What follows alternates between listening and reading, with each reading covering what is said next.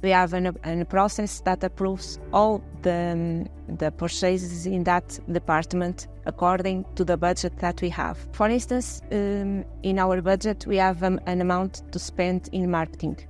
And we, in Kissflow, control that budget.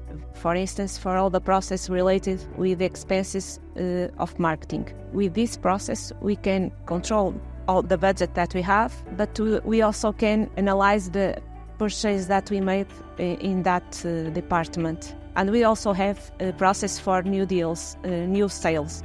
What we want with this process is to give the knowledge of the deal to every person that need that knowledge, like the director of the department or the project manager. The principal benefit of the process is to give the information to all the persons that need that information and that are involved in the process, and that doesn't need to go by email.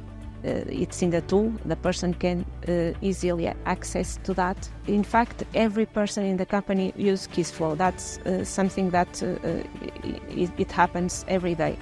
And Kissflow gives us much more clarity in all the process. We have the certain that every person in the process have knowledge all the information that is in the process.